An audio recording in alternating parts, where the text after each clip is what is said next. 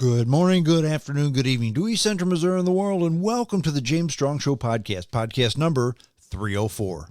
Thank you for joining us. Thank you for making us a part of your day. I appreciate it. This podcast was recorded on the morning of Saturday, February the 25th, from the James Strong Studio in Western St. Charles County. Didn't do a podcast last weekend, as you probably know. Nothing was going on. Well, nothing... Actually, everything was going on, but nothing, no trip, no vacation, no adventure, nothing. It's just that once upon a time, I was the king of putting 10 pounds of stuff into a 5-pound bag. And all of a sudden, that 10 pounds has been reduced to about 8 pounds, okay? So, yeah, putting 8 pounds of stuff into a 5-pound bag, that's still, I think, quite commendable. But it's not 10 pounds anymore, and I just ran out of time.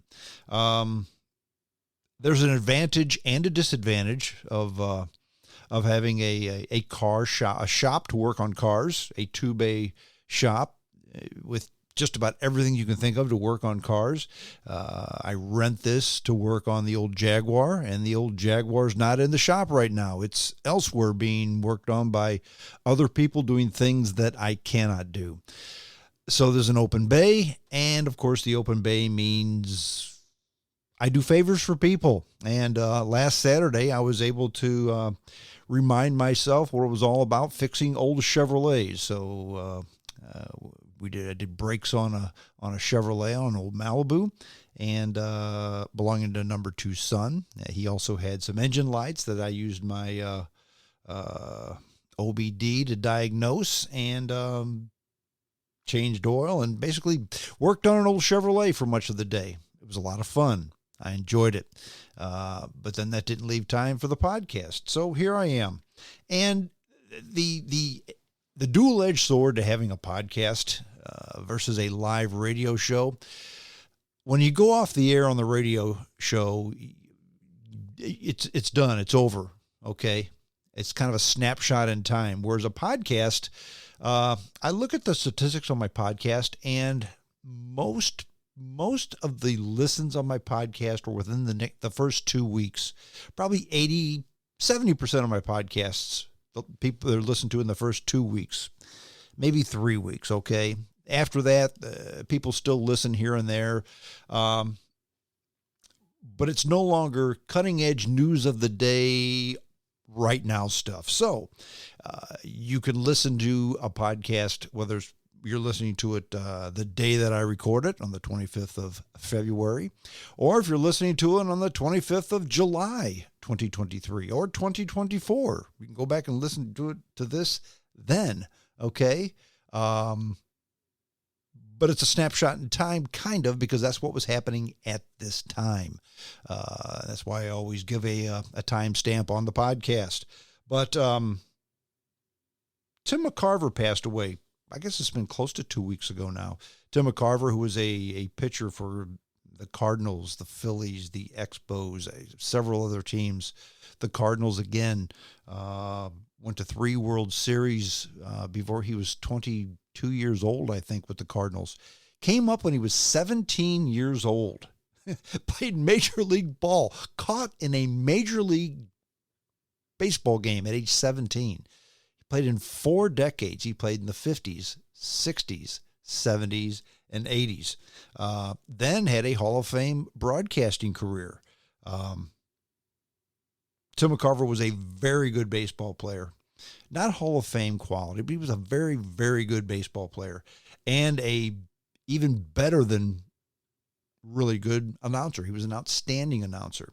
A lot of people criticized Tim McCarver. They would say he would go into great detail, and sometimes he would go into too much detail. In fact, the big joke about Tim McCarver was if you asked him what time it was, he told you how to make the watch. Okay. Perhaps that's an exaggeration, but he did go into great detail. A lot of his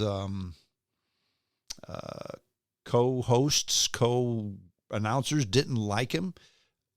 mainly because he knew more about baseball than they did. He was mainly the color man, the guy who played the game, who talked about the game, talking to the people who had never played the game outside of Little League.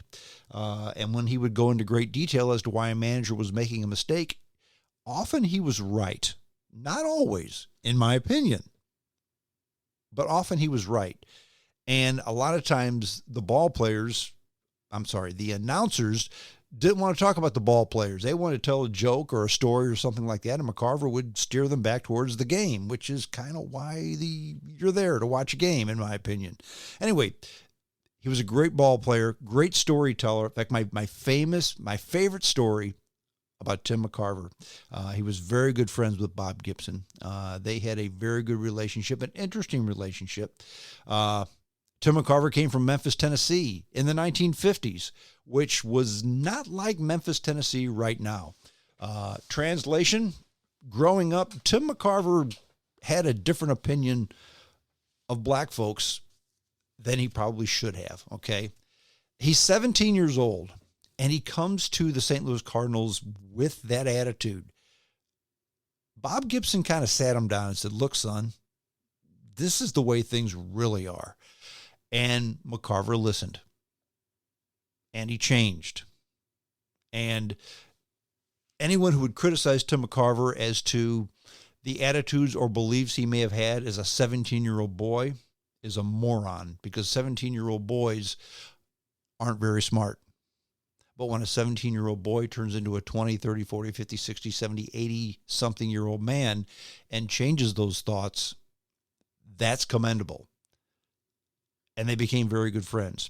The best story, however, that I like that Tim McCarver told about Bob Gibson was one day he was catching Gibson, and Gibson was having trouble on the mound. Didn't happen very often, but he was human. Apparently Gibson didn't have the best day that day. So McCarver calls time, walks out to the mound to talk to Gibson, as catchers often do. Gibson looked McCarver in the face and said, "What are you doing here? The only thing you know about pitching is that it's difficult to hit." McCarver turned around and went behind the plate. And that was that. Great story. Tim McCarver, R.I.P.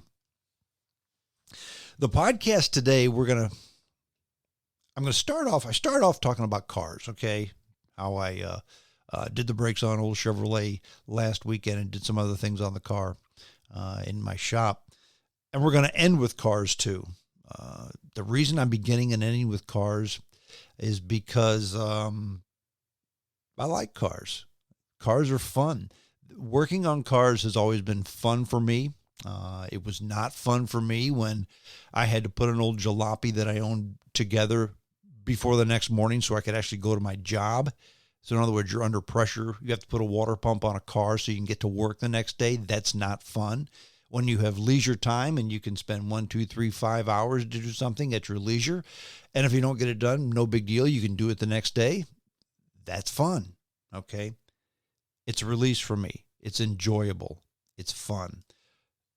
The in-between part of this podcast is about things that are not fun. It has to do with the way we are in the world today. So the topic of this podcast, the title of this podcast is, Do Cool Cars Trump a Mad World? I'll let you listen to the podcast and you can decide. To segue into the mad world, every winter, as many of you know, I read books on a certain topic. And this winter, I'm reading books on the old Hollywood movie stars. So far, every one of them has been dead. And I think I'm going to continue to read about the dead ones, because you can't truly read about somebody's entire life until that life has ended. I started with Sophia Loren, then I went to Cary Grant, then I did Frank Sinatra, then I did Tim Conway. Now I'm reading a book on Peter O'Toole, and he may be the most interesting of all the people I'm reading about. I guess what I'm seeing is the more talented, great, whatever word you want to use, the actor is, the more complex and bizarre behaved they are.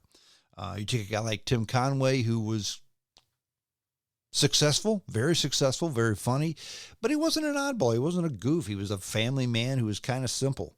Then you take guys who were, and Sophia Loren, great actress. She's still alive, by the way. In fact, she's still active in acting in her native Italy. But she did not have a super bizarre life, except for she married a man old enough to be her father and stayed married to him all her life, never did remarry. But Cary Grant, Frank Sinatra, Peter O'Toole, people who were on top of their game, the best of their profession, they were odd ducks, my friend. And I guess if you're better than most anybody else in one thing, then you're perhaps lacking in others. In other words, you may be the best singer, the best actor, the best storyteller, whatever, amongst all your peers, but you may not know how to keep a friendship. You may not know how to stay friendly with a wife or stay loyal to a wife. You may not know when is a good time to put the whiskey bottle down and when is not. Most of these people traded talent for demons, and it's enjoyable to read. It's educating. It educates me, of course, but it's almost head scratching. You think to yourself, if only they would have done this, or that differently, their lives could have been so much better. But I'm not sure that these people had the ability to do things any differently. But I'm enjoying my topic of the great actors and actresses of the bygone era. That's what I'm reading about this time around. Before I get into the mad world and the weird things that are going on, one more thing I wanted to talk about. Somebody who's not around anymore. He's retired. You've heard me mention him before. Maybe you know who he is. Leo Laporte. Leo had a tech show on. He was syndicated primarily on the West Coast, but he was in the Midwest too. That's how I found out about him. Leo Laporte, the tech guy. Okay, he was on for years and years and years. He'd talk about computers, phones, electronic stuff, high tech. Okay, a couple Sundays ago, it's a beautiful day. I think, I'm going to sit in the sun, take a nap, and listen to Leo Laporte out of KFI in Los Angeles. He was on from 1 to 4 p.m. in Los Angeles. It was about 3 o'clock. I was going to lay down for about an hour, maybe take a nap, listen to Leo Laporte, get up about 4 and begin grilling dinner. Leo Laporte wasn't on. What the heck? I went to the KFI website. No Leo Laporte anywhere. And KFI was his flagship station. I'm thinking, wow, he's in trouble, because if he's not on KFI, they kind of paid the bill. So I Googled Leo Laporte. And he retired last year. December, he retired. The guy's been retired for almost 2 months. I didn't even know it. So I guess I hadn't listened to him too often. So 66 years old. He's finally retired. Good for you. Enjoy your retirement, Leo Laporte. The mad world we're in. And it's kind of not so much the behavior of people, but the way that behavior is viewed nowadays. And I've said this before, and I'll say it again. Perhaps it's just the fact that I'm an old man and I look at things differently. Okay. I know the last generation, my mentors were mostly all from the greatest generation, World War II vets, and they were certainly different than I, and they saw things differently than I.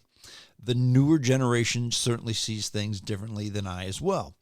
What can be a joke or boys being boys is now shock and awe, and the person who said or did the act needs to be drawn and quartered. To me, it's no big deal. Case in point number 1, Tiger Woods, arguably the greatest golfer that ever lived.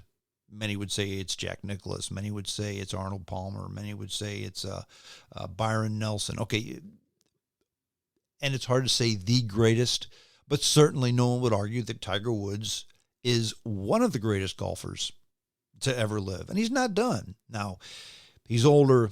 He's been hurt. he may never come back. In fact, he'll probably never come back to what he was, but he's still playing, okay? He's still playing on the PGA Tour, which is something that probably nobody listening to this podcast could do, okay? But Tiger Woods and Justin Thomas were playing in the Genesis Open a couple weeks ago, and Woods outdrove Thomas off the tee. Thomas's shot was a bit short. So Tiger Woods, as a joke, handed a tampon to Justin Thomas. And the press lost their mind. And I thought to myself, what are you doing? That's just guys being guys. Now, there are a handful of you listening to this podcast thinking, Strong, what are you talking about? Guys must be guys. It's demoralizing towards women. Actually, I don't see how it is. It's two guys making a joke, and it was caught on camera. Now, let's say it was never caught on camera. Would it be okay? I don't think so. Or I think it'd be fine. I don't think it'd be any different is what I meant to say. But, Tiger Woods had to go on the apology tour. I'm sorry. This is not me, is it? I thought it was just baloney. I thought it was funny. But again, that's not how things are perceived. People lose their mind. And the funny thing about it is, let's say this was on the LPGA tour and a woman handed another woman a tampon. Now, it probably would have meant, hey, you got a problem? I can help you. I don't know. But because it was two guys, it was terrible. Women can get away with things that men can't. People of a certain color can often get away with things that women can't, or that people that aren't of color can't. And while we try our best, while we say we try our best to paint everyone with the same brush, to treat everybody equal, we're actually dividing people up into more categories than ever before. It used to be there's men, there's women. Then there's men, there's women, and people of color. Now it's people of color, men, women, and gays. Now it's people of color, men, women, gays, and trans. And it continues to go on and on and on and on. It's even gotten to the point where there's now the void between younger people and older people, or even young people and even still younger people, which nobody is old, which we'll get into in just a little bit. But we continue to divide ourselves up into such subcategories where pretty soon the largest subcategory is going to be 3% of the population. And if you do that, everybody points the finger at everybody, and you never get done what needs to be done. What did Tiger Woods and Justin Thomas really need to be doing? Winning a golf tournament. Now, did they take the eyes off the prize for just a minute to have a chuckle? Yep. By the way, what Tiger Woods did, every man who's ever played golf has done something very similar. If you drive a ball short, nice drive, Alice. A man will say that to a man. Is that degrading? No. It's just the way guys talk. And until we get past it, we're never going to progress. Case in point number 2. A week or so ago on CNN, Don Lemon got squeezed. Get it? Lemon squeezed. Now, I am no Don Lemon fan. In fact, I'm not a Don Lemon fan at all. He's a good news presenter. He's very left-wing. Again, not a fan at all. And he's on a show on CNN called CNN This Morning. Now, it's kind of a cross between Good Morning America and, I don't know, Meet the Press. I don't know. They sip coffee, but then they talk about the news. So it's almost like a commentary news happy thing. It's Don Lemon and two ladies, Poppy Harlow and Caitlin Collins, okay? Don Lemon is black. In fact, Don Lemon is black and gay. Poppy Harlow and Caitlin Collins are younger than Don Lemon and white. And Don Lemon said what was referred to as a sexist rant about Nikki Haley a couple of Thursdays ago. And the CNN bosses, especially the big CNN boss, Chris Licht, he's under pressure to fire Don Lemon. That's according to the New York Post. Now, a furious Poppy Harlow walked off the CNN This Morning set following a tense exchange with Lemon after he said the GOP presidential candidate, Nikki Haley, was not in her prime. Now, one of the sources said that Harlow took a well-timed bathroom break and was followed to the restroom by her co-host, Caitlin Collins, who had recently had her own run-in with Lemon. Now, basically, Lemon's had run-ins before. He's a controversial guy, which is why I believe CNN has him on, because here's the thing about television. Radio's the same thing. Okay, guys, be edgy. Be different. We need ratings. But if you just step 1 millimeter across that line, you're chastised. And I think that's what Lemon may have done, if you think, in fact, he even crossed the line.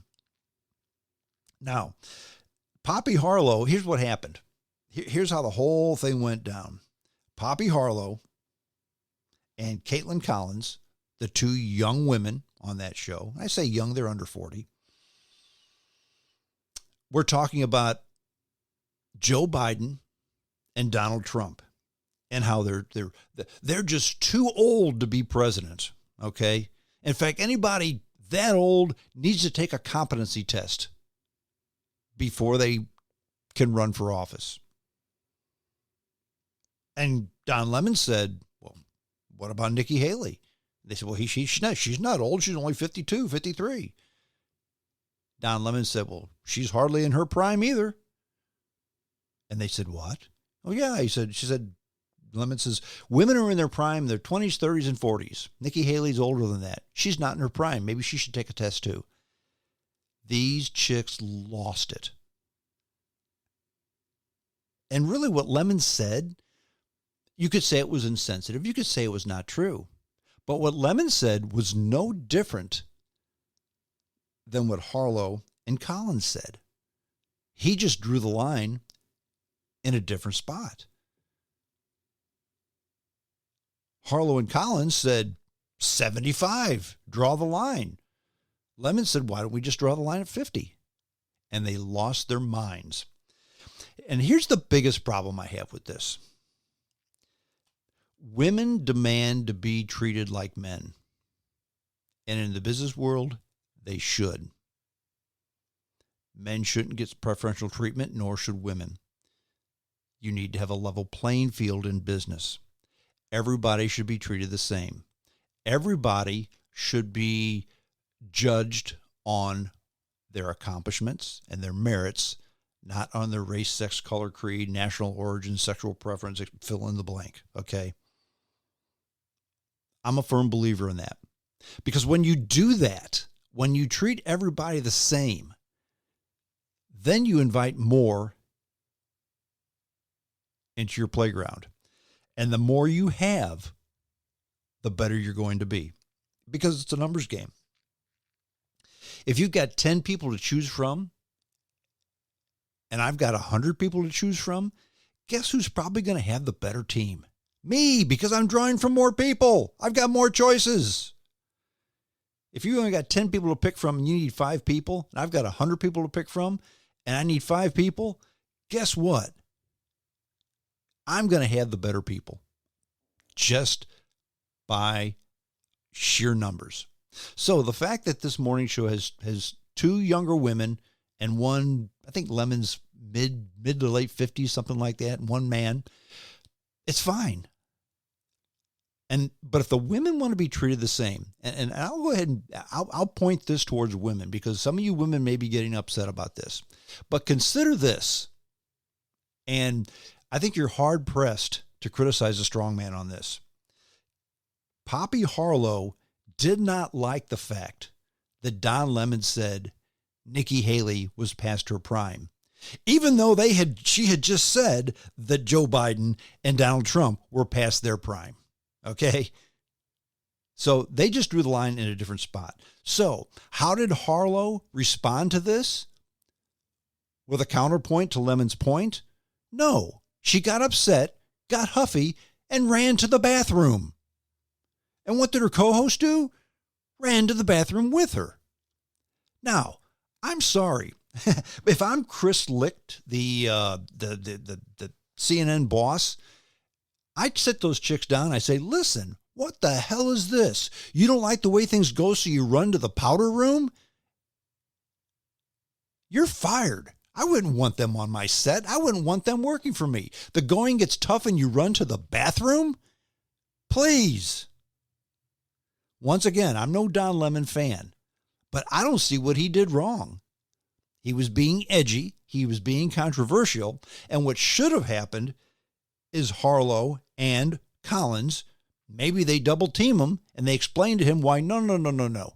Here's why what we said is right and what you said is wrong. Now you have an exchange, you have a point counterpoint, and that could be interesting.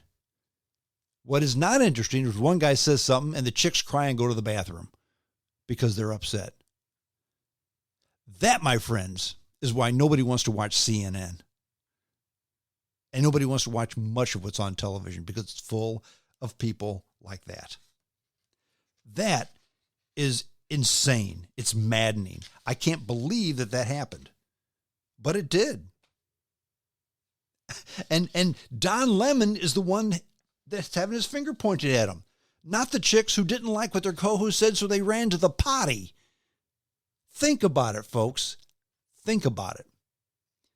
If anybody out there disagrees with me, especially women, I'd love to hear from you. JamesStrongShow@hotmail.com. Please send me a message. Tell me what you think and tell me how I'm wrong. I'll listen to you. Number 2 in our mad world, Culver City, California, suburb of Los Angeles. A lot of Hollywood people live in Culver City because it's real close to the studios, okay? It's just, you jump on the highway, you run to Culver City, and there you are. And they're having a controversy, let's just say.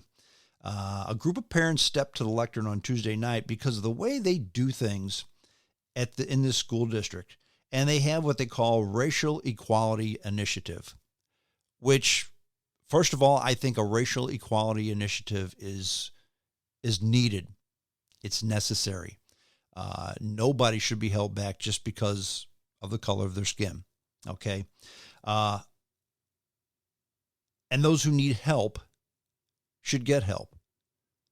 And when I say that, that means students who are having trouble learning and or students, having trouble learning because maybe they have a learning disability. Maybe they're not that bright. Maybe in Los Angeles, it's English as a second language. There's a lot of reasons why. Maybe they didn't get breakfast that morning because their parents are irresponsible. For whatever reason, those kids need help. But here's the kids that need help also. Those that are in the top 10% or 5%, the real bright ones, the ones that sit in class and think, oh my God, do we have to go over what's the difference between a noun and a verb again? I want to write a Shakespeare play. Those people need to be helped too, because those are going to be the movers and the shakers, the captains of industries, the ones who are going to make a true difference in the world tomorrow. So they have, and they've had this forever. They had this when I was in school. Accelerated classes, okay? They're tougher, they're harder, they're geared towards the people who are bored with the standard curriculum, okay? Accelerated classes are a good thing. They're also a way to embrace diversity. Not race, sex, color, creed, national origin, sexual preference. Just how about the way your mind works? You're a little smarter than the average bird. So we're going to go ahead and make things a little harder for you so you're challenged and you can learn more. And when you leave here, you'll be smarter. Which, after all, isn't that what schools are supposed to be for? That's what I always thought school was supposed to be for. Anyway, in Culver City School District, at Culver City High School, they had accelerated English classes. But there was a problem with the accelerated English classes. There weren't enough Black or Latino people in the class. So they canceled them because they were racist. And that on its own is bizarre. But here's the biggest bizarre problem with this, is when they started looking at the numbers as to why Black and Latinos were not well represented. First of all, when you go to the Latinos, I get it. Latino students made up 13% of the accelerated English class, but 37% of the kids in the school were Latino. So 13% in the class, 37% Latino. That's not a good representation. However, consider this. It's accelerated English. And how many of those children knew English as a second language? In other words, if English is your second language, if you speak Spanish at home and you haven't really mastered the English language yet, what makes you think you're going to be in an accelerated class? Maybe you're in an accelerated math class or history class or geography class, but not English class because you're still kind of learning English, okay? So it kind of makes sense that Latinos would not be represented in the same rate as others. Now let's get to the Black students. The Black students were underrepresented as well, because only 14% of the AP English classes were Black. And the student body was 15%. They missed it by 1%, so cancel the class. That, friends, is bizarre. Truly bizarre. So you figure that, okay, so once again, Whitey rules the roost here, and we want to make things equal because, everybody knows that Whitey is trying to keep all people of color down. And actually, it's not Whitey they were trying to sit on. It's the Asians. In fact, 10% of the students at Culver City High School, 10% were Asian. But 34% of the students in the advanced English class were Asian. So they were overrepresented, okay? They never did mention the white students. I don't know why they don't mention the white students in this article. I have to assume it's because they were probably right about there. Like 20% of the population, 20% of the students. I got to think that because they called out the Black ones and there was only a 1% difference between the student body rate and the AP class rate. The Asians were the ones who were the ringer. These Asians are just too doggone smart. We have to find a way to keep them down.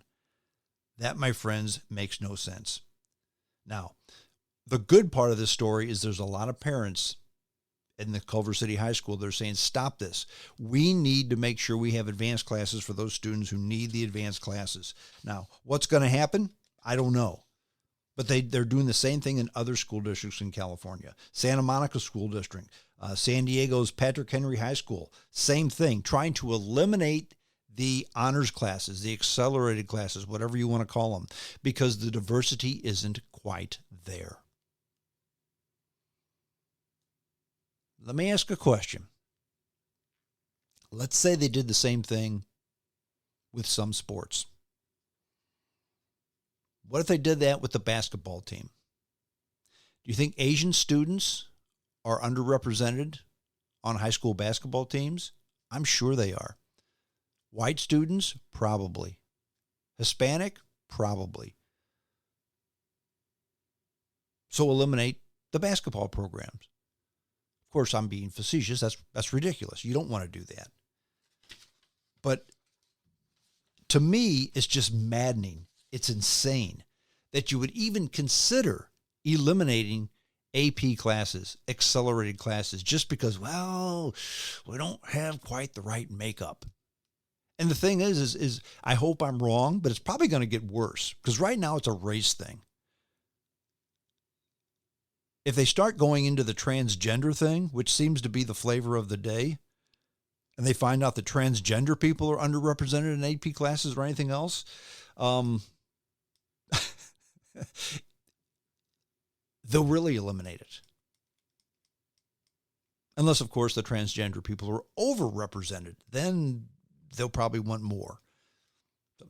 The world has just gotten totally bizarre, totally off the rails. I don't understand why people even think this way, but they do. To me, the only silver lining to that dark cloud is things have gotten so bizarre, so out of control, so bad that when you swing so far one way, the pendulum has to come back. It just has to come back. And we'll get something closer to normalcy sometime in the future. Okay, I promised I would start off on a positive note and end up on a positive note. We started off by talking about cars. I'm going to end up talking about cars. Have you seen the new Range Rover Defender? Very cool car. Very cool car. The Defender, well, the Range Rover Defender, if you ever saw any of the old movies about colonial Africa, let's just say that, because that's a good example. The cars in Kenya and Tanzania that were always driven, the big boxy cars that went through the Transvaal and the Savannah and the plains and the prairies, those were Range Rover Defenders, okay, with the big baskets on the top, big boxy square thing. Those were the Range Rover Defenders. Well, as they progressed, the Range Rover Defenders went from the all-terrain vehicle that could take you anywhere that you wanted to a four-wheel drive vehicle that soccer moms could put their kids into with massaging leather seats and air conditioning and 18 cup holders. In other words, they turned into something that wasn't an off-the-road vehicle at all. The most off-road you were ever going to do, most people were ever going to do in a Range Rover Defender was perhaps pull onto gravel whilst going to your child's soccer practice, okay? And the new Range Rover Defenders are very cool because they discontinued them for a couple of years. Then they brought them back. But again, they're a luxury vehicle. They're not an off-road vehicle. I mean, you're not going to pay $120 to take something off-road because you're afraid you're going to scratch it. Well, there's a new vehicle out there. It's called the Ineos Grenadier Fieldmaster. It's a brand new car. And it's as cool as can be. And it's a new car from a new car company, and it was started by a Brit guy named Sir James Ratcliffe. What kind of money did Ratcliffe have? Well, he's a billionaire. He's a British petrochemical billionaire. He's 70 years old. He grew up loving Land Rover Defenders. And in 2016, when they replaced the Tonka truck-looking Defender with the luxury model, he didn't like it. So he said, that's it. I'm building a different car. In fact, he tried to acquire Defender's tooling from the old JLR people, Jaguar Land Rover. Said, look, you're not going to build these anymore. Let me buy your tooling. They said no. Okay, I'll make my own. So basically, he's got his own vehicle now. In fact, they're building it in Hambach, France. The building has begun. Initially, they want to produce 17,000 units a year. Pretty soon, they want to go up to about 34,000 when they go to 2 shifts. But here's the thing about this vehicle. It's very cool, but it's not real high tech. Okay. But here's the biggest thing about it. Its starting price is 49,000 pounds, which converted, that's about $60,000. Would you think that's a lot? It's about half the price of a Land Rover Defender. Okay. You can get the big, the Fieldmaster double deluxe version. It's about $87,000, which for that type of vehicle, when you compare it to a Land Rover Defender or a BMW G-Wagon, it's not much money at all. But this thing is big, it's heavy, but it's not real high tech. And they didn't spend a lot of money with the stuff that car companies generally do. In other words, it's a 3-liter inline-6 gas engine, okay? It's a BMW engine. They just bought the engine from BMW. It's got a 8-speed ZF transmission, from Germany, same as I've got in my XE, okay? It's a tried and true bulletproof transmission. They just put that in their car. 2-speed transfer case from a company called Tremec. Front and wheel beam axles from Carrero. In other words, what's cool about this car is they just bought a bunch of stuff from other people, put it together, but it is a boxy off-road behemoth that's not going to cost a bunch of money. Now, the throw switches, okay, it does have a big digital display screen like they all have, but what they did is they just did what I've never understood why cars don't do. They spend all this R&D money in their own dopey navigation system, which never works as well as Apple CarPlay or Google CarPlay. That's what these guys did. They just have Google and Apple software in there. Plug in your phone, and then it goes from your phone to your screen. It's just interface software. It's not something they had to do. And to do all the, throw the switches and turn on the lights and do all this kind of stuff, it's not bring up the touchscreen and do all that kind of stuff. They have something that's very unique. They're called knobs and toggle switches on the dashboard. The dashboard actually has knobs and toggle switches on it. So low tech. But I'm looking forward to seeing this car. And if it ever comes to fruition, I would consider getting one. The Ineos Grenadier Fieldmaster. Look for it. I think it's going to be very cool. Well, that's it. We're done. James Strong Show at hotmail.com. Hope you enjoyed the podcast. Started off positive, ended off positive in the middle, and not so much, but that's kind of how the world is nowadays. James Strong Show at hotmail.com. That's the email address. Send me your email address. I will send you a link to the podcast where I will send it to you when it's done. You can download it and listen to it at your leisure. Pick me up on Podcaster, on Spotify, iHeartRadio, TuneIn, you name it, I'm there. Or at Spreaker.com. That's it. I'm done. Until next time, this is James Strong saying adios.